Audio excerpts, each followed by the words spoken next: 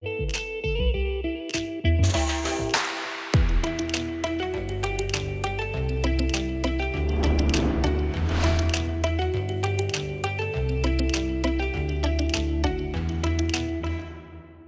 last two lessons emphasize strategies that are generally useful for solving puzzles. In Lesson 2, we saw the importance of looking for creative, outside-the-box solutions to problems, and we attempted to train our minds to be open to such solutions. In Lesson 3, we learned that mathematics is not about mindless symbol manipulation, but rather is about solving the problem, whatever the problem might be. Algebra and symbol manipulation are merely useful tools in our arsenal, but sometimes applying them with too much enthusiasm can actually get in the way of problem solving. For the remainder of this course, we're going to look at other tools that mathematicians find useful for thinking clearly about puzzles, and we'll start with the most fundamental tool of them all, logic. Logic is all about thinking clearly and carefully, and good luck solving much of anything either in math or in life if you're not doing that. Let's try a warm-up puzzle. All of our puzzles in this lesson will involve an unusual island with two tribes of people. There are knights who only make true statements, and knaves who only make false statements. You cannot tell what tribe a person belongs to just from looking at her. The only way to tell who is to work out the logical consequences of their sometimes cryptic statements. Puzzles of this sort were developed to a high art by logician Raymond Smullyan, whose work we also met in the last lesson. Now, suppose you're walking on this island and you meet two people. Let's call them A and B. You ask A what types of people they are, and A replies, both of us are knaves. Can we conclude anything about A and B? If you want a few moments to think about this, I recommend pausing the video here. Are you ready for the solution?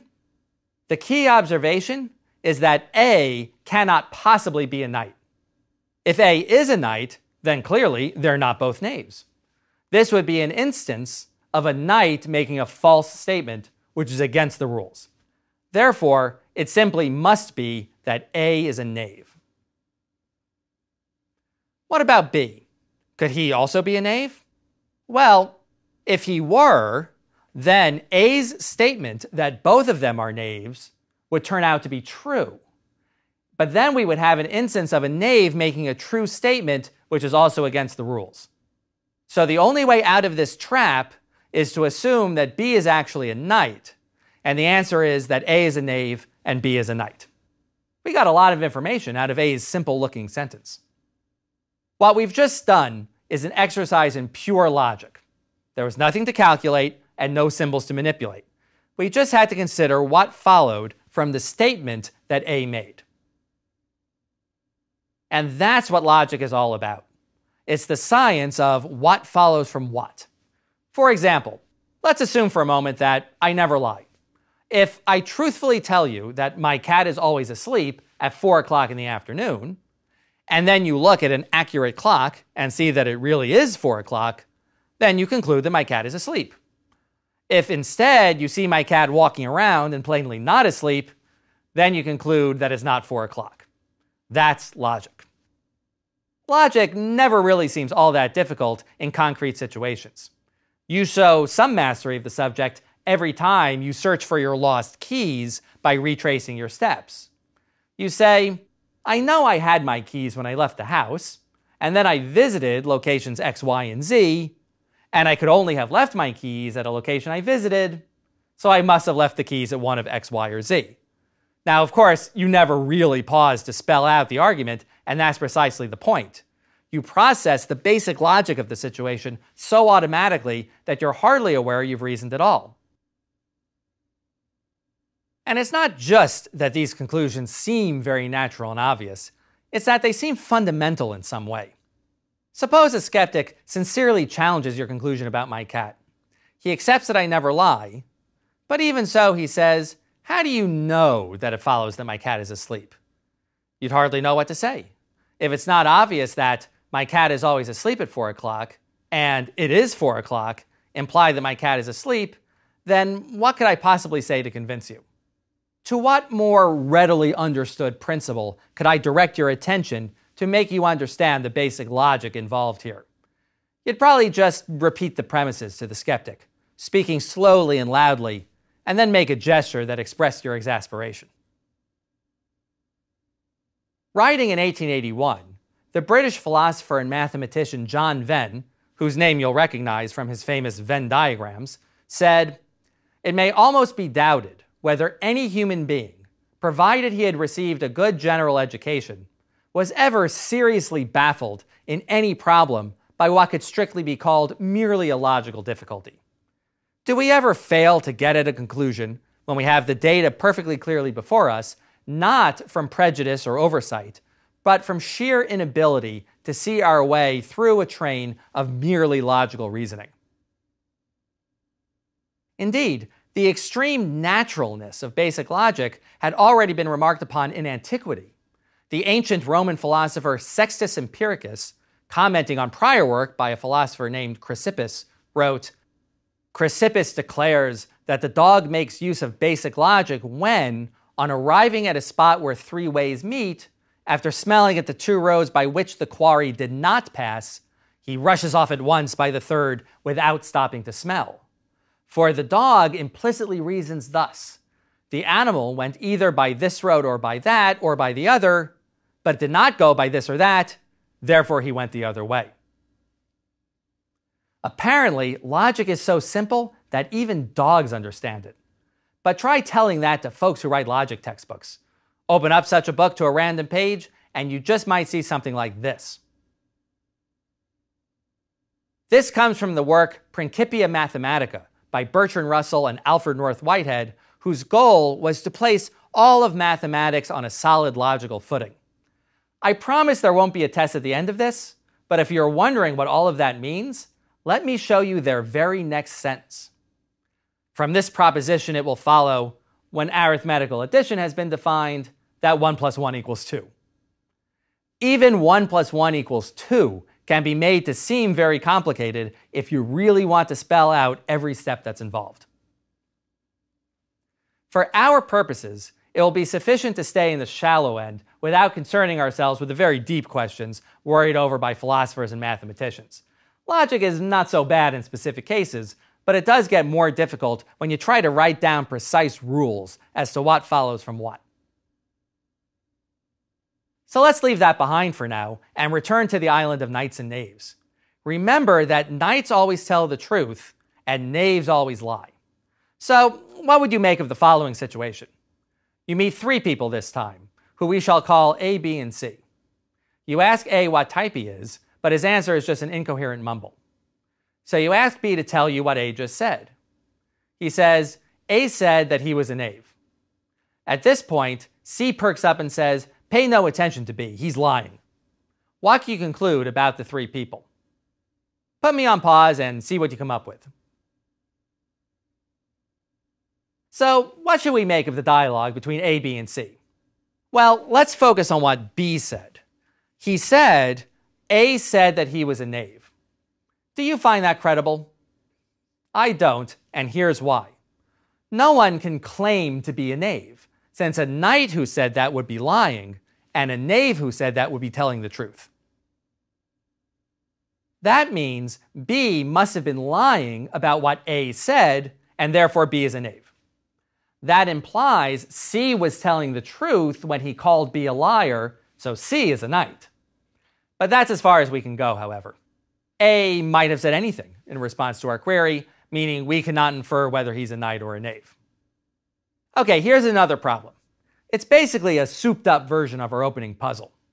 You again meet three people who we still call A, B, and C. This time, A says, exactly one of us is a knave. B says, exactly two of us are knaves. And C says, all of us are knaves. What do you conclude this time? I especially like this puzzle, since I think the reasoning involved in the solution is especially elegant. So do have a go at this one before I reveal the solution. Okay, after hearing the opening puzzle, I hope that C's statement that all of them are knaves caught your attention. A knight couldn't possibly make such a statement, since he would be lying in doing so. Thus, right off the bat, we know C is a knave. But where do we go from here? This time, the key observation is that A and B are contradicting each other. That means that one must be a knight and one must be a knave. And since we already know that C is a knave, we conclude there are exactly two knaves among them.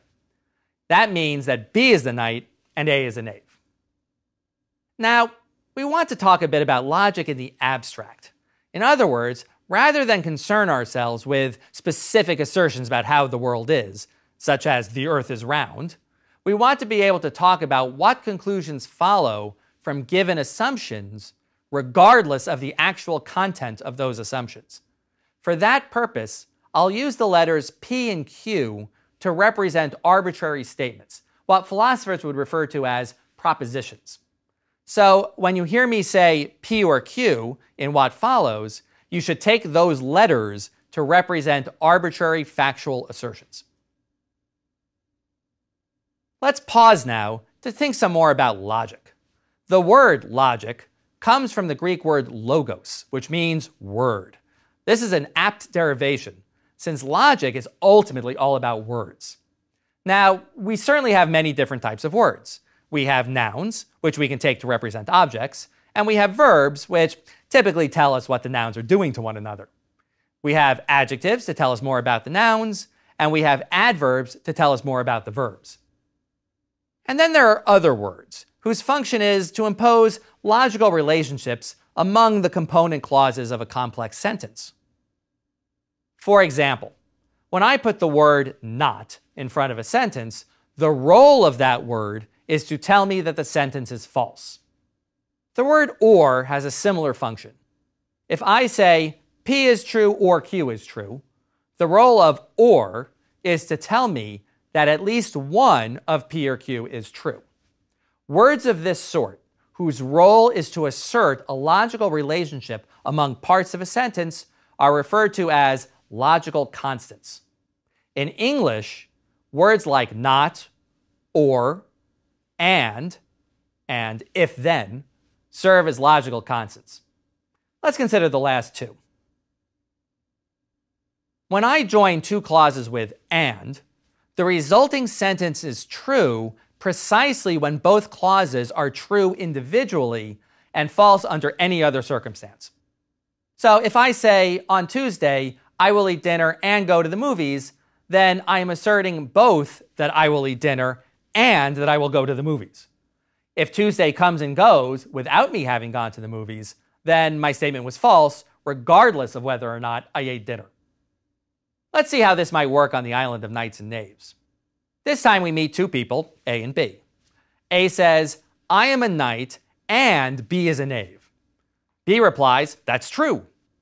What would you conclude about A and B? Pause the video to think it over. All right. A said, I am a knight and B is a knave. And B then agreed that this was true.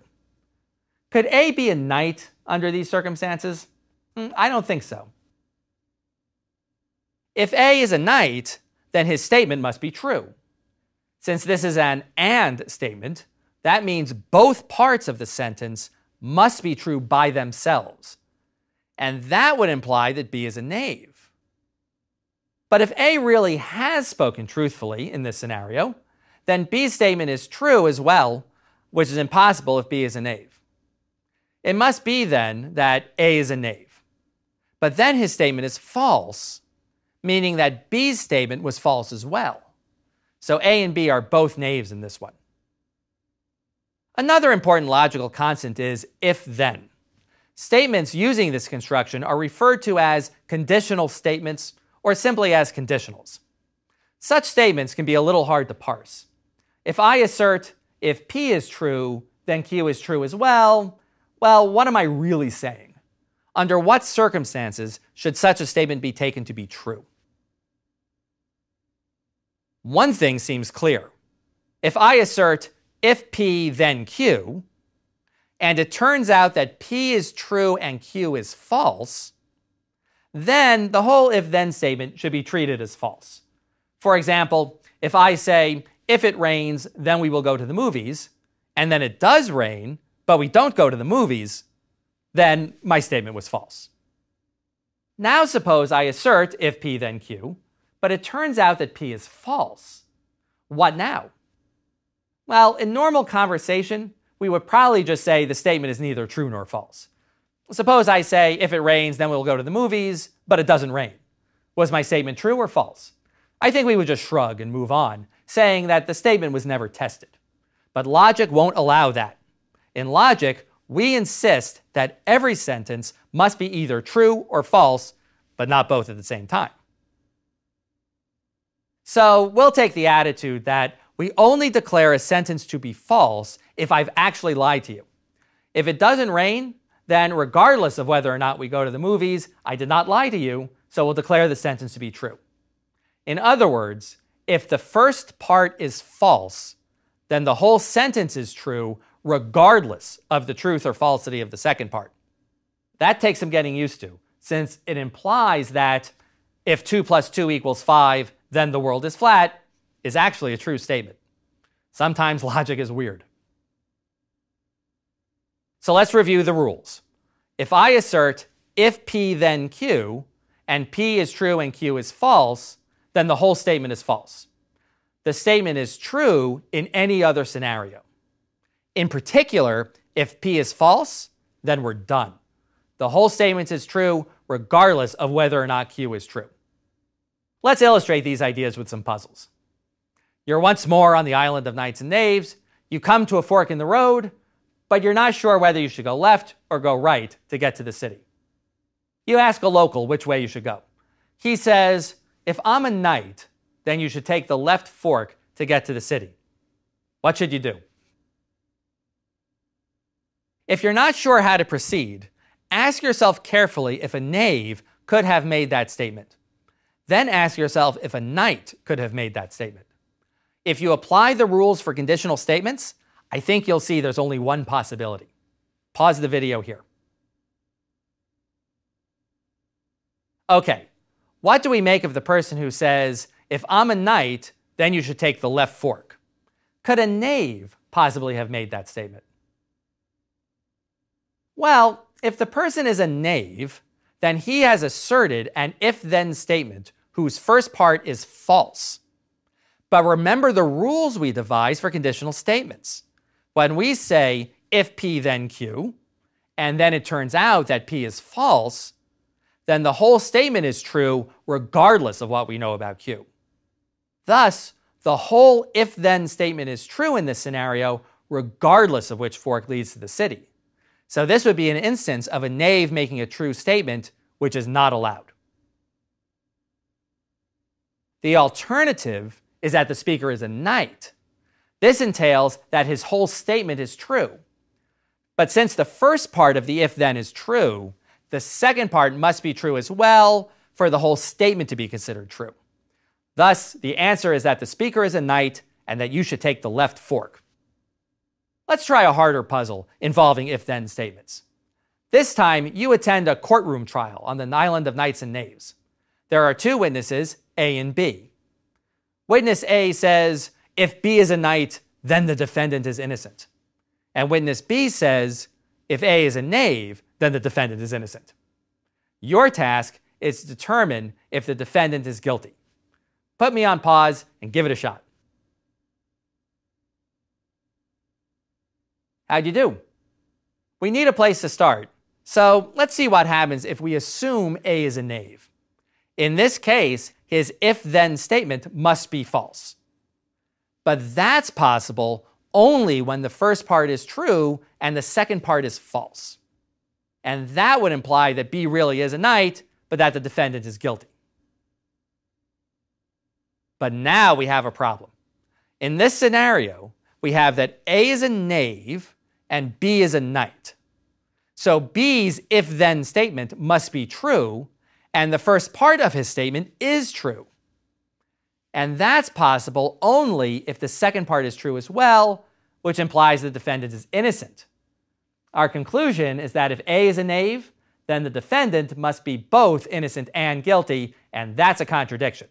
This implies that A cannot be a knave. So it follows that A is a knight. In this case, the first part of B's statement is false, implying that the whole statement is true. Since B has made a true statement, we know that B is a knight, but now the situation is that A is assumed to be a knight, and the first part of his statement is true. So the only way his entire if-then statement can be true is if the defendant really is innocent. So the conclusion is that the defendant must actually be innocent. Okay, let's introduce a new wrinkle into our puzzles. Knights always try to tell the truth, and knaves always try to lie. But they can only do this if their beliefs about the world are correct. If I say 1 + 1 = 3, and I honestly believe that I'm right, then I haven't lied. So let's say that a person is sane if everything he believes to be true really is true. And let's say that a person is insane if everything he believes about the world is false. This leads to some complications. For example, a sane knight will want to tell the truth because he's a knight, and he will actually speak the truth because he's sane. On the other hand, an insane knight will want to tell the truth, but he will actually speak falsely because he's insane. With knaves, we have the reverse. A sane knave will want to lie because he's a knave, and he'll actually speak falsely because he's sane. An insane knave will want to lie, but because all of his beliefs about the world are false, he'll end up speaking truthfully after all. It would seem, then, that a sane knight and an insane knave will both speak the truth, while insane knights and sane knaves will both lie. This makes for some fun puzzles, as you can imagine. Let's see if you have the hang of this. You meet a person who says, "I am not a sane knight." What do you conclude? Take a moment to think it through. Okay, to solve this one, the key is to remember that sane knights and insane knaves both speak truthfully, while insane knights and sane knaves both speak falsely.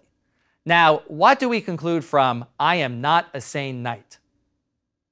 Well, a sane knight who said that would be speaking falsely, which is not possible. An insane knight would be speaking truthfully, which is also not possible. A sane knave who said that would be speaking truthfully, which is once again impossible. So the only possibility that works is that the speaker is an insane knave. Did you figure that one out? Incidentally, we'll encounter sane and insane people again in Lesson 6.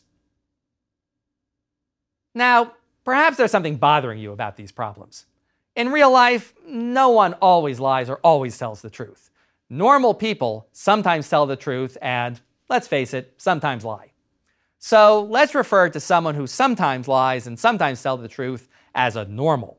We now have 3 kinds of people: knights who always tell the truth, knaves who always lie, and normals who sometimes lie and sometimes tell the truth.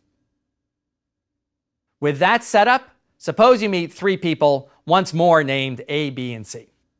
We happen to know that one is a knight, one is a knave, and one is a normal. A says, "I am normal." B says, "That's true." And then C says, "I am not normal." Can you tell me the types of A, B, and C? Put me on pause to have a go at this one. So we have 3 different statements, one from a knight, one from a knave, and one from a normal. Let's focus on A. He's not a knight, since a knight would never falsely claim to be a normal. If A is normal, then B must be the knight, since his statement is true and the normal is already accounted for. That would make C the knave, which is impossible, since his statement is also true under these assumptions. So A is the knave. Since B's statement is now seen to be false, he must be the normal. And that makes C the knight. Thus, the answer is A is the knave, B is the normal, and C is the knight. Getting the hang of it? Let's try one last puzzle. For convenience, let's suppose that the knights on the island hold the highest rank. Normals are the middle rank, and knaves are the lowest rank. This time you meet two people, A and B. A says, I am of lower rank than B. And B says, that's not true. What can you tell me about A and B this time? As always, pause the video if you want to give it a try. So A said, I am of lower rank than B, and B said, that's not true. This time, A can't be a knight, since knights have the highest rank and would never lie by claiming to be lower than anyone. Nor can A be a knave, since knaves have the lowest rank and would never truthfully claim to be lower than anyone else. So A is a normal. Given that, it's clear that B cannot be either a knight or a knave.